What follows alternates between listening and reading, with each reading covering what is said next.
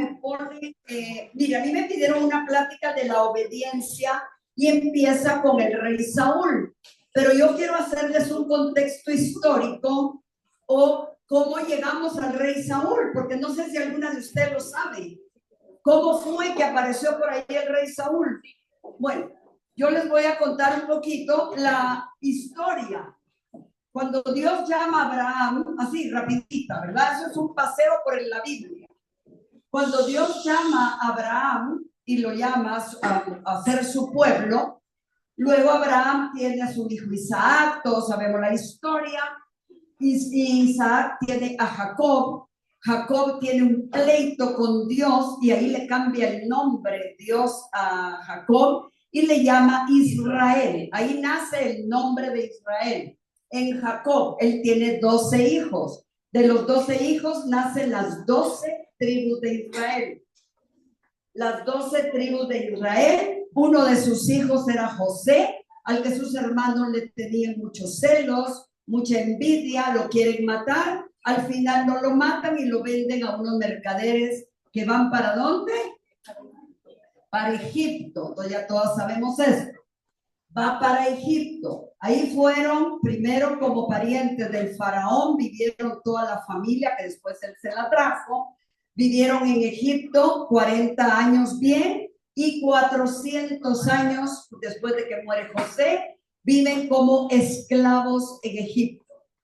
Dios se acuerda de la promesa que le había hecho a Abraham de que los iba a sacar de la esclavitud, porque Dios ya les había anunciado que iban a ser esclavos, que los iba a sacar de la esclavitud, y ahí levanta otro personaje maravilloso que es Moisés en Egipto para sacar al pueblo de Israel de la esclavitud. Todos sabemos mucho de esa historia. Moisés saca al pueblo de Egipto.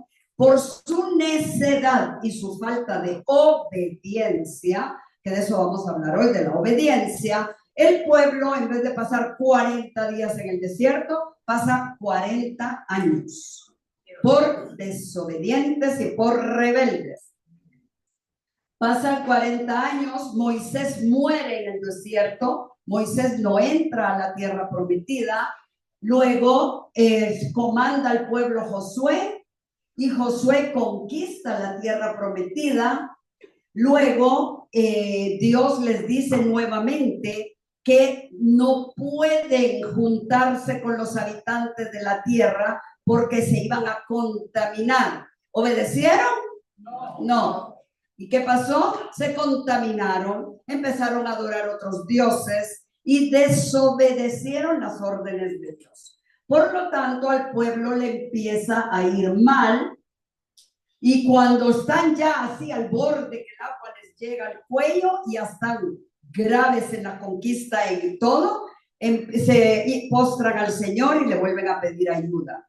Entonces Dios manda jueces, y ahí está el libro de Jueces, manda 12 jueces. 12 porque 12 es el número que representa gobierno en la Biblia. 12 tribus de Israel, 12 jueces, 12 apóstoles, 12 meses tiene el año, 12 horas de luz gobiernan las 12 horas de oscuridad, etc. El 12 significa gobierno. 12 jueces. Se moría un juez, el pueblo volvía a pecar y Dios mandaba a otro juez, y así fueron 12. Cíclico, la desobediencia y todo. Luego, después de que termina el libro de Jueces, terminan los jueces, en la primera carta de Samuel, en el primer capítulo aparece una mujer maravillosa que se llama Ana. Todos conocen, no sé si conocen la historia de Ana. Ella era una mujer que no podía tener hijos y ella se postra ante el Señor llorando y clamándole que le diera un hijo, y que si le daba un hijo se lo iba a consagrar a su servicio de por vida. Dios concede ese deseo de Ana y le da un hijo y se llama Samuel. Cuando Samuel todavía era muy pequeño, va y se lo entrega al sacerdote Elí y lo pone al servicio del Señor. Fue obediente y cumplió la promesa que le había hecho al Señor. Entonces nace Samuel, que fue el primer profeta de Israel. Dios llama a Samuel y siempre en el primer libro de Samuel le dice, el pueblo empieza a rebelarse y le dicen a Dios que son el único pueblo, le dicen a Samuel, le hablan, le dicen que es el único pueblo que no tiene un gobierno, sino que los une únicamente la religión, su misma fe, pero no tienen un sistema de gobierno y que ellos quieren un rey, así como tienen reyes todos los otros pueblos de la tierra. Y así es como Dios le habla a Samuel y le dice que unja al primer rey de Israel, que se llama Saúl. De él vamos a hablar hoy y de David, que es el siguiente rey. Entonces ahí quiero que me vayan poniendo mucha atención. ¿Ya les quedó claro cómo llegamos a Saúl? Sí. Muy bien. Entonces vimos que después de los jueces se ve la necesidad de poner un gobernante a Israel. Entonces había muchas guerras, los filisteos intentan apoderarse de toda la zona que estaba ocupada por los israelitas y la unidad política de Israel se muestra muy apremiante. Por eso surge esa necesidad de tener un rey. Y Saúl es elegido por Dios. ¿Quién era Saúl? Saúl dice en la primera de Samuel, capítulo 9, 1, que Saúl era de la tribu de Benjamín. La tribu de Benjamín era de las más pequeñas tribus de Israel, de las 12. Y Saúl era hijo de Cis, de una familia de las más humildes de la tribu de Benjamín. Entonces, se puede imaginar, la tribu de Benjamín, la más pequeña, y la familia de Saúl, la más humilde. Para que vean que Dios no se fija en las grandezas, sino se fija en el corazón. ¿Qué nos dice la palabra de Dios en Samuel de cómo era Saúl? Saúl era muy bien parecido, dice que era muy guapo, y en estatura nadie le llegaba al hombro. O sea, altísimo y guapísimo. Ok, tenemos ya un rey, Saúl, guapo. Hasta aquí vamos. Entonces, Samuel unge a Saúl. Y Saúl le dice, ¿pero por qué a mí? Si mi tribu es la más pequeña y mi familia la más insignificante. ¿Por qué a mí? Porque así lo ordena el Señor. Saúl lo que tenía era un excelente guerrero y Dios lo unge y lo nombra rey para defender al pueblo de sus enemigos. Y efectivamente, Saúl tiene mucho éxito en todo lo que emprendía. En las batallas, ganaba todas las guerras, y eso hace que Saúl, a pesar de sus éxitos, no corresponde a su vocación, o tal vez a causa de tanto éxito se vuelve muy vanidoso y empieza a escuchar más la voz del pueblo que la voz de Dios. Deja a Dios a un lado porque a él lo aclamaban tanto por ser tan exitoso en las batallas que ya se olvida de Dios. Dios le da una orden y le dice que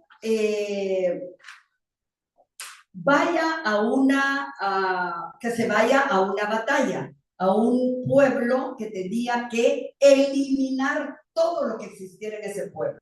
Esa era la orden de Dios. Le dijo, ese pueblo está contaminado, no me pueden traer ni oro, ni plata, ni bueyes, ni riquezas, ni gente, a nadie. Todo debe ser eliminado. Esa era la orden de Dios. ¿Qué hizo Samuel? Porque la gente que... Ay, perdón, ya estoy confundiendo entre Saúl y Samuel. Saúl, ¿qué es lo que hace? La gente que iba con él le dice, pero ¿cómo no nos vamos a llevar todo esto? Si mira qué calidad de bueyes, de vacas, y entonces, y mira, llevémonos al rey de aquí, llevémonoslo y le salvamos la vida, y así vamos. Y Saúl les hace caso a ellos. Y entonces desobedeció a Dios. Y esa desobediencia le cuesta el reinado. Así de simple. La desobediencia es terrible ante los ojos de Dios. Y vamos a ver qué nos dice Primera de Samuel 15, 22 y 23. Samuel va y reprende a Saúl, porque él era como que su pastor. Le dice, y Samuel dijo, más le agrada al Señor que se le obedezca y no que se le ofrezcan sacrificios y holocaustos. Vale más obedecerlo y prestarle atención que ofrecerle sacrificios y grasa de carnero. Tanto, pero pongan atención en esto, tanto peca el que se rebela contra él como el que practica adivinación, semejante a quien adora a los ídolos, es aquel que desobedece. Y como tú has rechazado los mandatos, ahora el Señor te rechaza a ti como rey. Eso le dice Samuel a Saúl en Primera de Samuel 15, 22 y 23. Todo, absolutamente todo, era la orden de Dios, debía ser eliminado. Eso era la orden clara y terminante de Dios. ¿Y qué hizo Saúl? No le obedeció, pero era tanta la gente que lo aclamaba, que lo idolatraba, ya saben, ¿verdad? Cuando llegan al poder, ya se olvidan de Dios. Ahora yo les quiero hacer una pregunta, pero no quiero que me la contesten, sino, ¿cómo manejo yo todas las áreas de mi vida? ¿Cómo? ¿De acuerdo a los principios de Dios o de acuerdo a los criterios humanos? Aquí teníamos a Saúl. Él fue rey y de acuerdo a los principios de Dios o de acuerdo a los criterios humanos. ¿Cómo manejo mi área económica, mi matrimonio, mi servicio, mi familia? ¿De acuerdo a los principios de Dios o de acuerdo a los criterios humanos? Aquí, mis amores, hay solo una palabra clara y un mandato. Prestar atención y obedecer. O sea, no tenemos más opciones. A veces no nos gusta, hay que obedecer. Prestar atención y obedecer. Eso es lo que Samuel le dice a Saúl, que a Dios le desagrada muchísimo y lo compara con la idolatría, con la adivinación, con todo al que desobedece. Dios le dice a Samuel, me pesa haberte puesto por rey, porque porque te has vuelto en pos de mí y no has cumplido mis palabras. Otra vez dije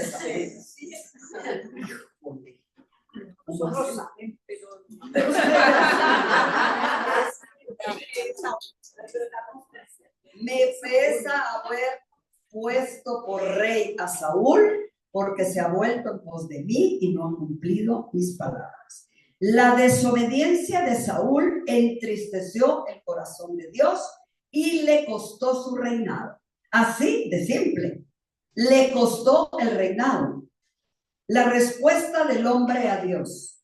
Por su revelación, Dios invisible habla a los hombres como amigos, movido por su gran amor, y mora con ellos para invitarlos a la comunicación consigo y recibirlos en su compañía. Eso nos dice el catecismo en el numeral 142. Es así como Dios nos quiere, mantener una amistad continua con nosotros y mantener una comunicación con nosotros. La respuesta adecuada a esta invitación que Dios nos hace es la fe. Por la fe, el hombre somete completamente su inteligencia y su voluntad a Dios, porque la fe es creer y punto. No importa qué me dice mi cabeza, no importa qué me dice la inteligencia, no importa qué quiero hacer, por fe tengo que hacerlo. Con todo su ser, el hombre da su asentimiento a Dios, que revela la Sagrada Escritura, y eso se llama obediencia en la fe. A eso estamos llamados, obedecer en fe. Catecismo 143. Esta respuesta de Dios al hombre que revela la obediencia de la fe nos habla Romanos 1:5, que dice: por medio de Jesucristo, Dios me ha concedido el privilegio de ser su apóstol y anunciar su nombre, para que en todas las naciones haya quien crea en él y le obedezca. No solo quien crea en él, quien le obedezca. Hoy la obediencia se nos está poniendo aquí de manifiesto de una manera fuerte.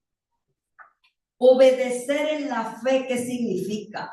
Es someterse libremente a la palabra escuchada, porque su verdad está garantizada por Dios. Si yo obedezco, la garantía la tengo en el Señor. Entonces, ¿qué mejor garantía que tengo? Tengo que obedecer. La obediencia solo bendiciones trae. Ya lo van a ver más adelante. La verdad misma de esta obediencia, Abraham es un modelo perfecto. Cuando hablamos de un personaje obediente en la Biblia, no podemos más que pensar en Abraham. Dios le dice: quiero que me entregues y me sacrifiques a tu hijo. Y Abraham no lo cuestiona, simplemente dice: muy temprano en la mañana se levantó Abraham y se lleva a su hijo para ofrecerlo en sacrificio. Obedeció. Y el otro modelo maravilloso que tenemos de obediencia es la Virgen María. Es la realización más perfecta de la misma obediencia. Eso nos lo dice Catecismo 144.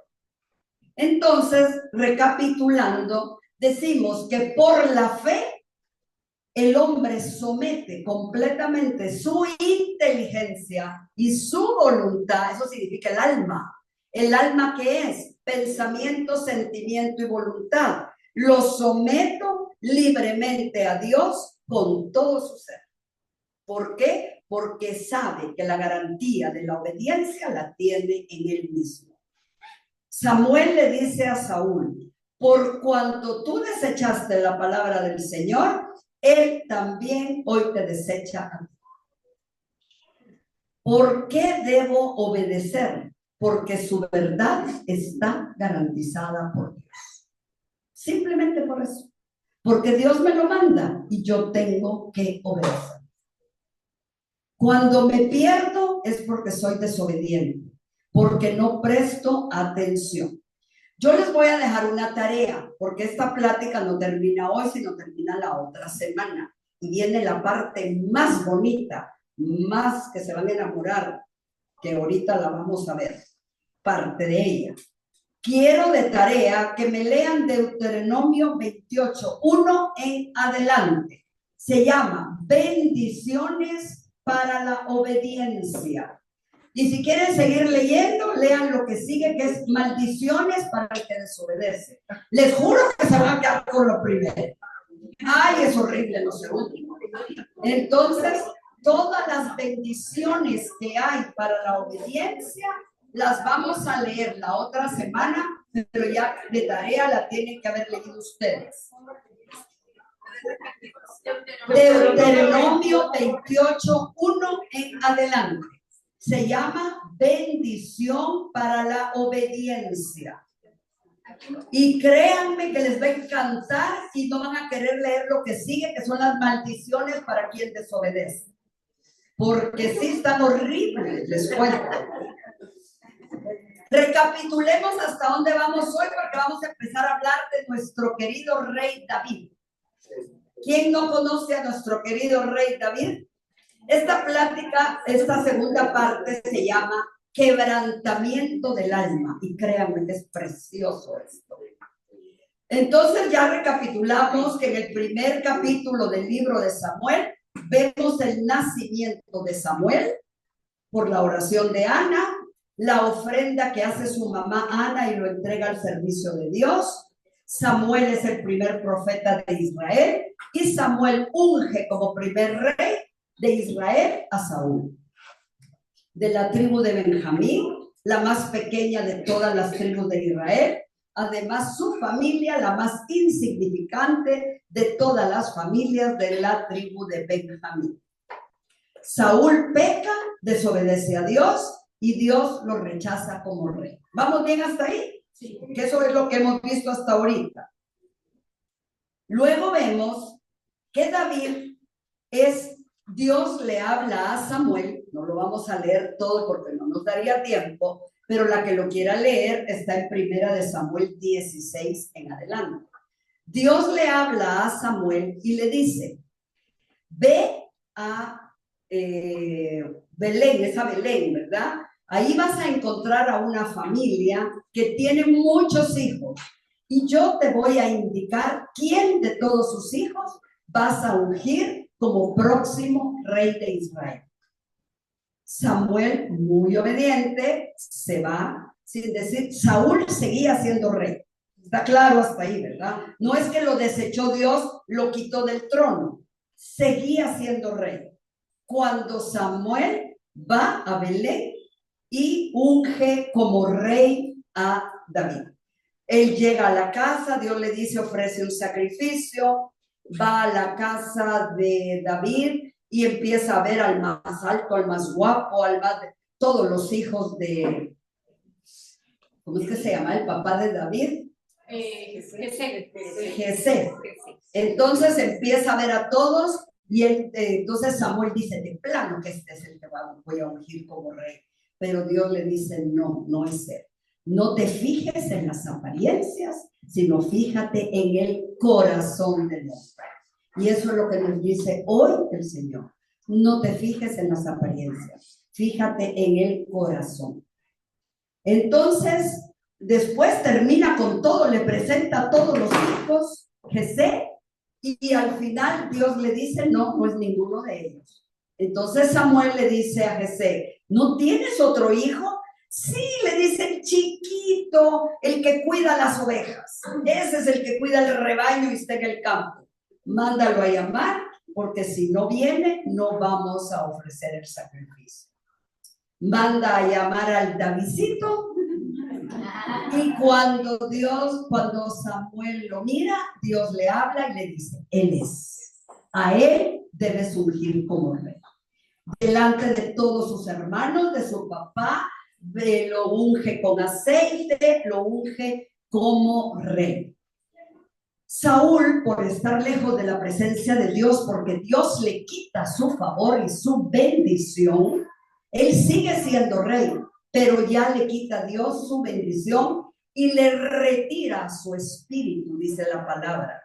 Entonces Saúl vivía atormentado, se atormentaba muchísimo con pesadillas, con tormentos, y uno de sus sirvientes le dice, allá en Belén hay un muchacho que toca el arpa, y si tú escuchas la música del arpa, tú vas a sentirte mucho más tranquilo. Entonces Saúl le dice, mándalo a llamar. Mandan a llamar a David. David toca el arpa a Saúl y David ya estaba ungido como rey. Imagínense. Y pasa al servicio de Saúl. Entonces uno diría, pero ¿qué onda, Señor? Si tú ya no quieres a este y este ya está ungido, ¿qué pasa? Y está ahí donde radica la gran diferencia entre uno y otro. Entonces, Saúl ya no lo quiere dejar ir. ¿Por qué? Porque David, cada vez que tocaba el arpa, a él se le quitaba todo ese tormento y pedía una gran paz y una gran calma a consecuencia de David. David empieza a tener como mucha aceptación en el reino. Y para no hacerles larga la historia, se queda 10 años sirviendo a Saúl. 10, siendo ya ungido rey. Y está al servicio de Saúl. ¿Qué pasa con David? Cada vez agarra más popularidad. ¿Se acuerdan la famosa historia de David y Goliat? Sí. Como él cazaba, él le tiraba con onda a los leones para que no se comieran sus ovejitas, para él matar a Goliat era pan comido. Él le decía, ¿y cómo vas a ir contra este gran gigante y tú chiquito y solo con una onda y una piedra? Y él contesta bellísimamente, ellos vienen contra mí con espadas y con ejércitos, pero yo voy contra él con el Espíritu de Dios. Entonces va, y todos sabemos la historia, que David mata a Goliat con una piedra, nada más. Entonces la popularidad de David cada vez crecía más, y eso hace que Saúl se ponga muy celoso porque ve amenazado su reino. Y entonces resulta que quiere matar a David. Y entonces hace todo un plan para matar a David. David se tiene que ir a las montañas, se esconde. Es una historia linda, la que la quiera leer, ahí está en Primera de Samuel. Ahora vemos que los reinados de Saúl y David se convierten en modelos de reinado. Para Dios hay dos clases de reyes. Hay dos clases de servidores, según el modelo de Saúl y según el modelo de David.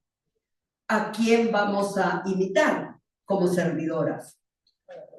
Hay dos clases de pastores en la casa de Dios, dos formas de liderazgo, dos tipos de ministros, según el modelo de Saúl o según el modelo de David. Entonces vamos a ver y se van a sorprender de las cosas en común que tienen David y Saúl. Saúl y David fueron dos hombres que tuvieron muchísimas cosas en común, y no obstante el final de cada uno de ellos fue muy diferente.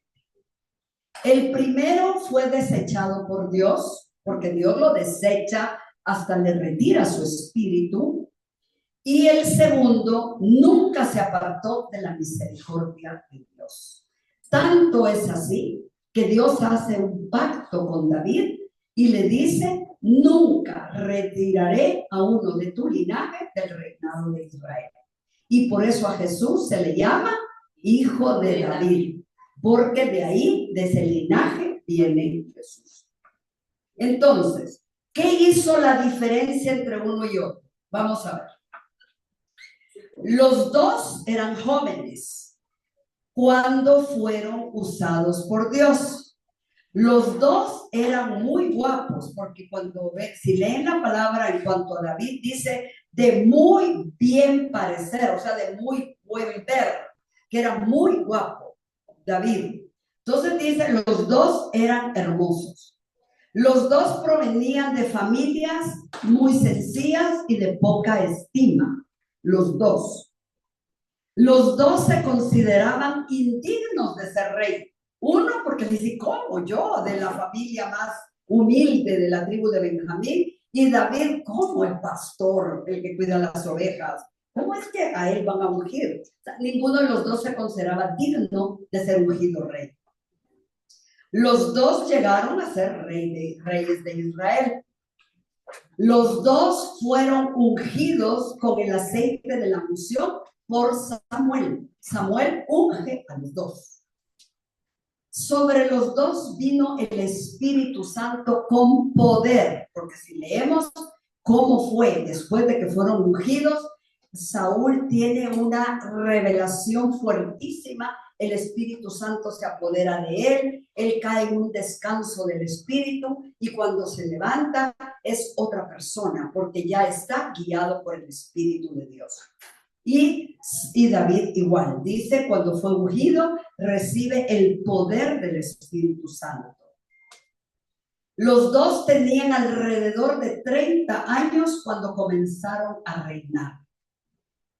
Los dos reinaron durante 40 años sobre Israel. Ya saben que Saúl reinó 40 años. Y eso que fue rechazado por Dios, 40 años. Los dos tuvieron la oportunidad de que Dios perpetuara su reino. Los dos, porque si Saúl hubiera sido un buen rey, de sus hijos, sus nietos hubieran perpetuado el reino de Israel. Los dos murieron a la edad de 70 años más o menos. Los dos. Los dos hicieron cosas muy grandes para Dios. Saúl fue un gran guerrero. Liberó al pueblo de un montón de batallas. O sea, hicieron cosas grandes y poderosas. Los dos. Los dos cometieron grandes pecados contra Dios. Porque sabemos que Saúl, su desobediencia fue lo que le costó el reinado. Y todos conocemos la historia de David, cuando se enamora de Betsabé y manda prácticamente a matar al marido de Betsabé, y David peca contra Dios también. Los dos empezaron muy bien su reinado y en el camino pues se fueron torciendo. Saúl terminó muy mal y David terminó bien. ¿Dónde estuvo la diferencia? Ya vimos que todo lo que era igual. ¿Qué pasó?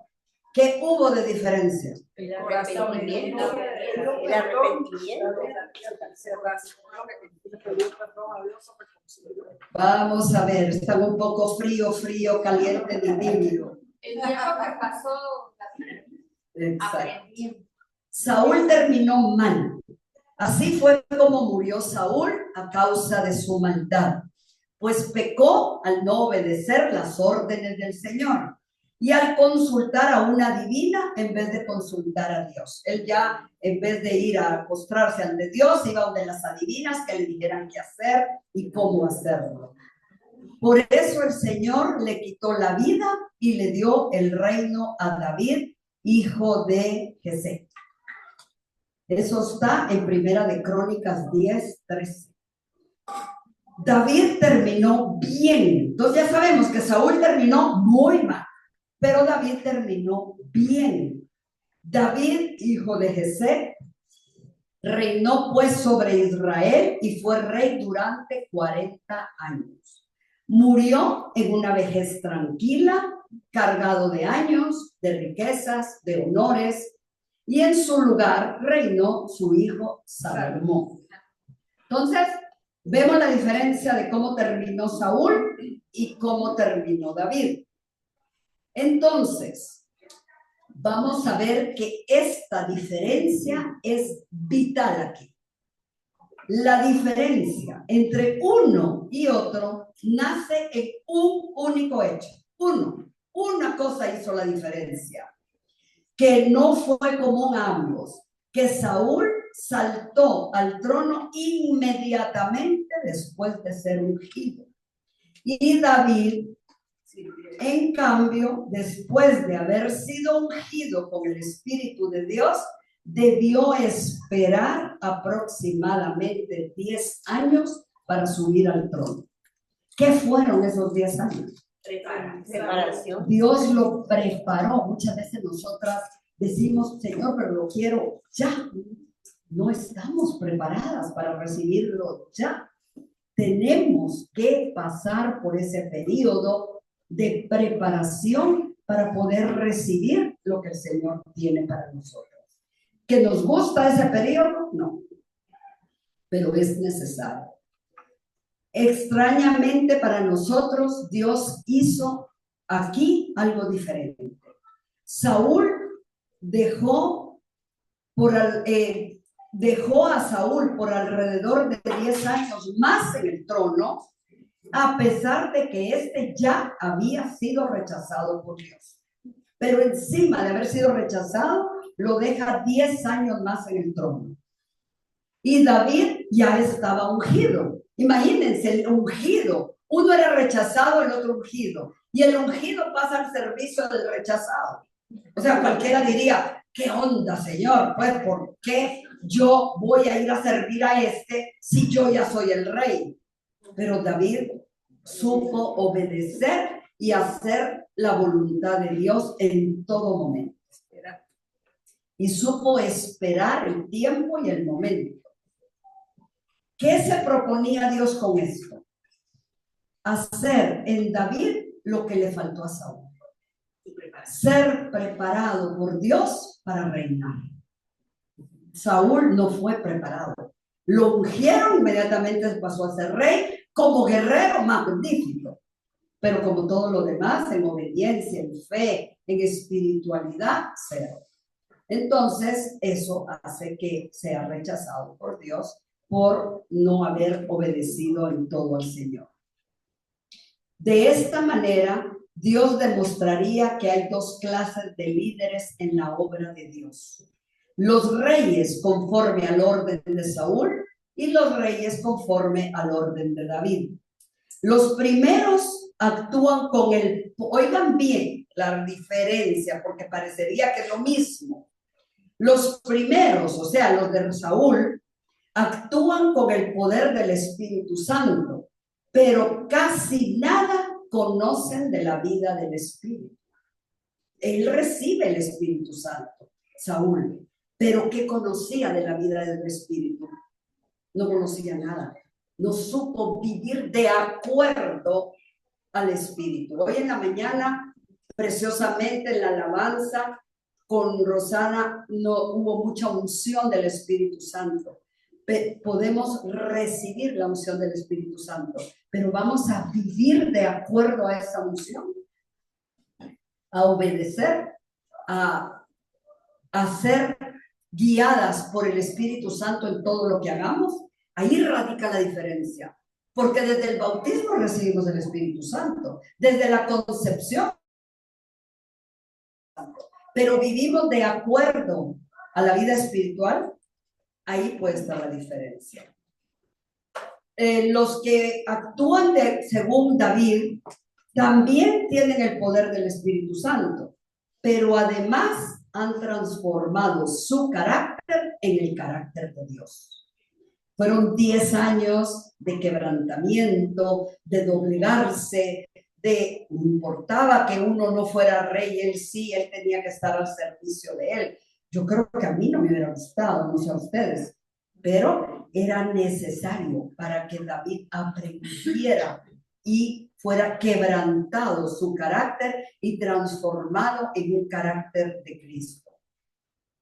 Para conseguir esto último, ese carácter de Cristo, Dios tiene preparada una escuela. ¿Ustedes conocen esa escuela de Dios? La vida. Hoy la escuela se llama la escuela de David. Se llama, miren, yo no sabía, ni yo, se llama la escuela de David. A esta escuela, oigan bien, muy pocos quieren entrar y todavía menos son los que se gradúan de la escuela de David. Entonces, como aquí va a terminar la primera parte y los dejo en suspenso porque esa escuela de David que viene, no les quiero contar fuerte. Se llama la escuela del quebrantamiento. Lo que nos enseña David en esos 10 años de quebrantamiento que tuvo al servicio de Saúl. Que fueron fáciles, ¿no? Si Saúl lo quería matar. Y lo que buscaba para matarlo. O sea, que esos 10 años se llaman la escuela del quebrantamiento. Y esa escuela del quebrantamiento y todo lo que viene aquí aplicado a nuestra vida, créanme que es precioso. Así que yo las invito a que la otra semana no dejen de venir y escuchar esta segunda parte que es preciosa. Amén. Amén. Pero hasta lo que hemos visto ahorita está claro. En lo que ya estamos claros de dónde vamos ubicadas, ¿verdad? En contexto histórico y todo. ¿Está bien? Sí. Ahora nos falta quién quiere entrar a la escuela de David y quién se quiere graduar de la escuela de David. Eso nos vamos a ver qué tal alumnas son. Para empezar, no se les olvide que me van a leer Deuteronomio 1:28. Y lo vamos a leer juntas la otra semana. 28:1 en adelante. ¿Ok? Así ponen atención. Va. Que Dios me las bendiga y primero Dios terminamos con esta escuela de David la próxima semana. Gracias, Rey.